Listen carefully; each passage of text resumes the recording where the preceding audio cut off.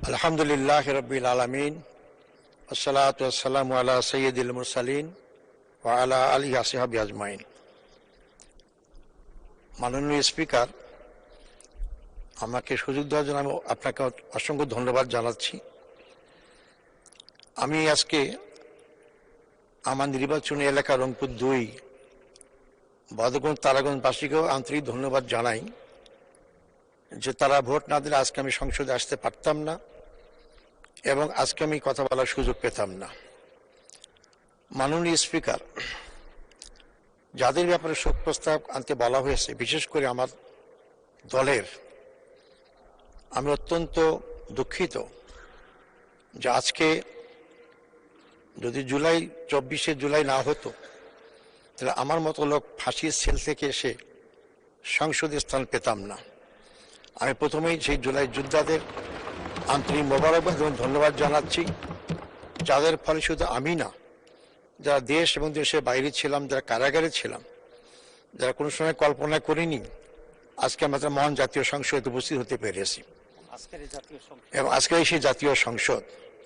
তাই জুলাইকে অস্বীকার করে জাতীয় সংসদ এটা হতে পারে না। মাননীয় স্পিকার, মরহুমা বেগম খালেদা জিয়া, আমি তাকে দীর্ঘদিন ধরে জানি, তার পাশে কাজ করেছি। আমি যখন ঢাকা মহানগরীতে দায়িত্ব পালন করেছি তখন থেকে আমরা স্বৈরাচারী আন্দোলনে তার পাশে ছিলাম। তাকে অত্যন্ত কাছে থেকে আমরা জানি এবং চিনি। তিনি আপাত মস্তক একজন বাংলাদেশ প্রেমিক মহিলা ছিলেন, তিনি দেশপ্রেমিক মহিলা ছিলেন। তিনি দেশের স্বার্থের বাইরে অন্য কোনো কথা চিন্তা করেননি। এমনকি তাকে দেশ থেকে বিতাড়িত করার চেষ্টা করা হয়েছে, তিনি আপোষহীন ছিলেন, তিনি দেশ থেকে বিতাড়িত হন নাই। তিনি বলেছেন যে আমার দেশের বাইরে কোনো জায়গা নেই থাকার, বাংলাদেশই আমার জায়গার স্থান। এবং তাই জীবনের শেষ দিন মুহূর্ত পর্যন্ত তিনি এটাতে অটল এবং অবিচল ছিলেন।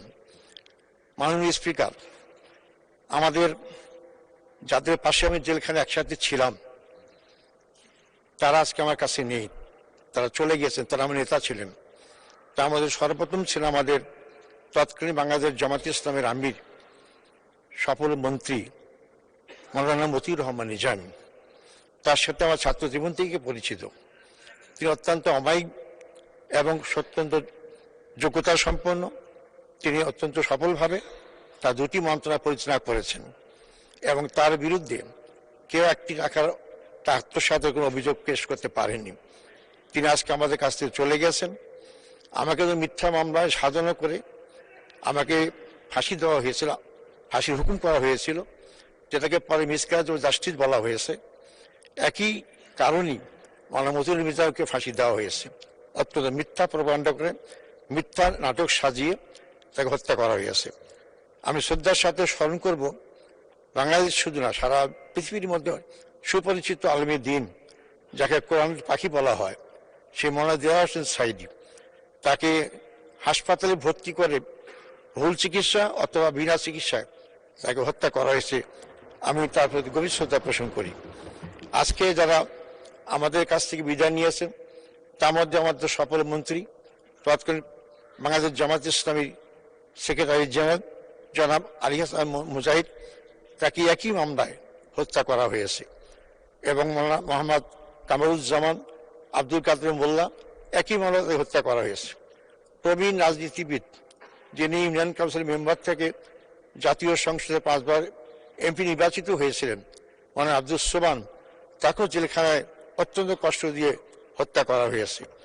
মাননীয় স্পিকার, আমি যারা আরও অনেক নাম আছেন এবং জুলাই যোদ্ধা শহীদ আছেন, আমি তাদের সবাইকে শ্রদ্ধার সাথে স্মরণ করি, তাদের শোক শান্ত পরিবারের প্রতি সমবেদনা জ্ঞাপন করি এবং আল্লাহর কাছে কায়েমত দোয়া করি আল্লাহ তাদের সব নেক আমল কবুল করেন এবং জান্নাতের উচ্চতম দান করেন, জান্নাতুল ফেরদৌস দান করেন।